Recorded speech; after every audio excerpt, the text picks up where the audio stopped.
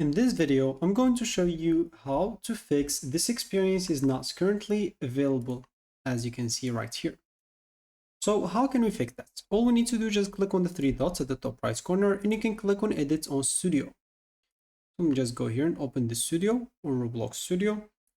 And basically that means is this game that you have, it simply sits on private. You'll have to set it on public, then it should be available to play for everybody. So let's just wait a little bit until it is installed. It should not take a lot of time. I will come back to you. And once you are here, of course, you can go and click on file at the top left corner. And as you can see here, you should find the publish to Roblox option. And to let other people play it, you'll have to go and click on the game settings, as you can see right here. Once you click on the game settings, you should have and click on permissions and make sure instead of private, it's set to public.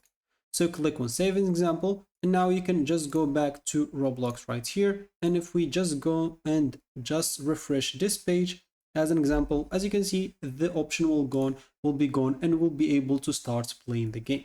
So that should be it for me in this video. Thank you for watching and goodbye.